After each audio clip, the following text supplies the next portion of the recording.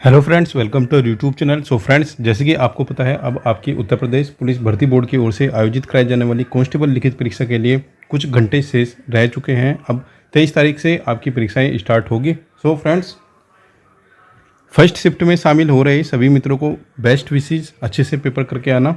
ठीक है, अब बात करते हैं कुछ इंपॉर्टेंट पॉइंट्स की जो आने वाले दिनों में आपको ध्यान रखनी होगी। इसमें हम लगभग 25 से लेकर 31 तारीख तक की जितनी भी शिफ्ट होने वाली है, 10 शिफ्ट के आधार पर बात कर रहे होंगे।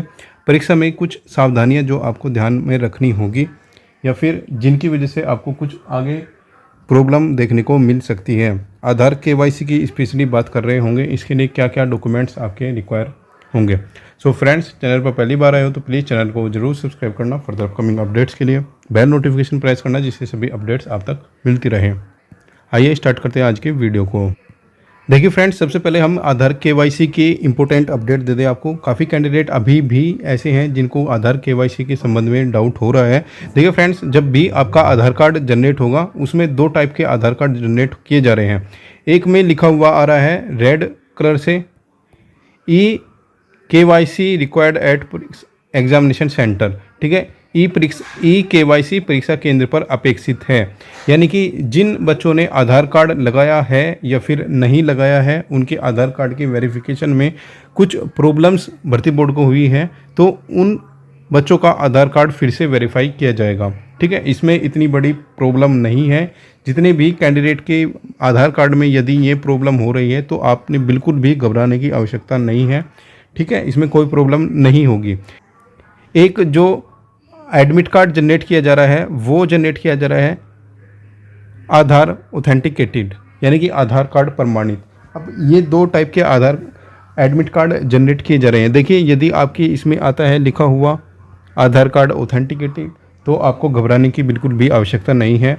और यदि आपके एडमिट कार्ड में लिखा हुआ आता है e KYC required at centre, तो आपका जो ऑथेंटिकेशन है वो केवाईसी जो होगा वो सेंटर पर किया जाएगा। ठीक है, और आपको ध्यान रखना होगा, स्पेशली आपको ये चीज़ें ध्यान रखनी होगी। जिन बच्चों का केवाईसी आधार कार्ड का केवाईसी सेंटर पर होना है, उन बच्चों को आधार कार्ड तो लेकर जाना ही है, इसके साथ में प्लस एक वैलिड आइडेंटिटी कार्ड भी लेकर जाना होगा। ठीक है, यानी कि आपको 2 आईडी कार्ड आपके लेकर जाने होंगे। ठीक है, ये चीज़ें आपको ध्यान रखनी होगी, यानी कि 2 आईडी आपको लेकर जानी होगी, यानी कि 2 आईडी आपको लेकर जानी होगी यदि आपका केवाईसी भर्ती बोर्ड के द्वारा एग्ज़ाम सेंटर पर किया जाना है। और यदि आपके पास केवाईसी ऑलरेडी हुआ है तो आपको केवल और केवल एक आधार कार्ड आपको लेकर जाना है। ध्यान रहे, जो आधार कार्ड हो ये बिल्कुल ओरिजिनल होना चाहिए।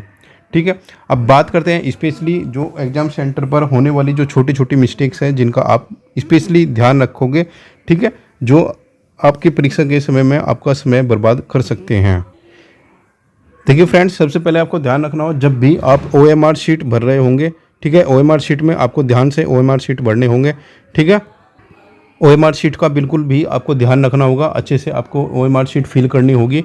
और अपना ये चीज़ आपको ध्यान रखनी होगी, एक तो रोल नंबर जो होगा, आपका बुकलेट नंबर, ठीक है, और आपका OMR नंबर, यानी कि OMR नंबर जब अपनी अटेंडेंस शीट पर लिख रहे होंगे, रोल नंबर आपका OMR शीट पर लिख रहे होंगे और बुकलेट नंबर भी आपको अटेंडेंस शीट पर और OMR शीट पर लिख रहे होंगे। ये 3 चीज़ आपको ध्यान में रखनी होगी बिल्कुल। यदि इन 3 चीज़ में से किसी एक में भी आप गलती कर दोगे तो आपकी जो कैंडिडेचर है उसको रिजेक्ट कर दिया जाएगा। स्पेशली आपको ध्यान रखना होगा, जो आप ये गोले भरोगे, ठीक है, एक तो ये भरोगे यहाँ पर और एक ये सर्किल आप भरोगे।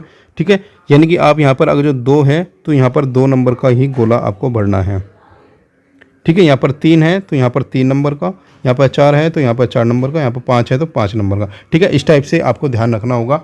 स्पेशली आपको ध्यान रखना होगा कि आपकी परीक्षा में नेगेटिव मार्किंग है और नेगेटिव मार्किंग का इम्पैक्ट आपको नॉर्मलाइजेशन में देखने को मिलेगा। ठीक है, नॉर्मलाइजेशन में नेगेटिव मार्किंग का इम्पैक्ट जरूर देखने को मिलेगा आपको। ठीक है, नेगेटिव मार्किंग अटैम्प्ट नहीं करनी है, ज़्यादा तुक्के आपको नहीं लगाने हैं। ज़्यादा से ज़्यादा आप 10 से 12 तुक्के ही लगाओगे, इससे ज़्यादा तुक्के आपको नहीं लगाने हैं, क्योंकि यदि आप ज़्यादा नेगेटिव करके आओगे तो आप माइनस में वहाँ पर जा रहे होंगे, जिसका सीधा सीधा इम्पैक्ट आपको नॉर्मलाइजेशन में देखने को मिलेगा। ठीक है फ्रेंड्स, सो अटैम्प्ट आपको पेपर के अकॉर्डिंग, जो आपका पेपर आपको लग रहा है इजी पेपर है तो आपको मैक्सिमम अटैम्प्ट करना है, और यदि आपको लग रहा है कि पेपर टफ है तो आप एवरेज अटैम्प्ट करके आओगे जो आपको सूटेबल वहाँ पर लग रहा है।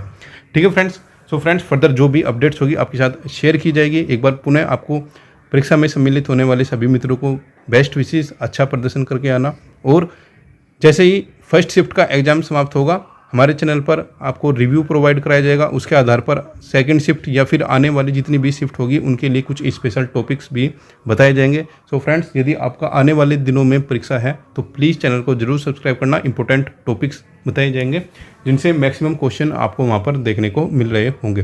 सो फ्रेंड्स, मिलते हैं नेक्स्ट वीडियो में नेक्स्ट अपडेट के साथ।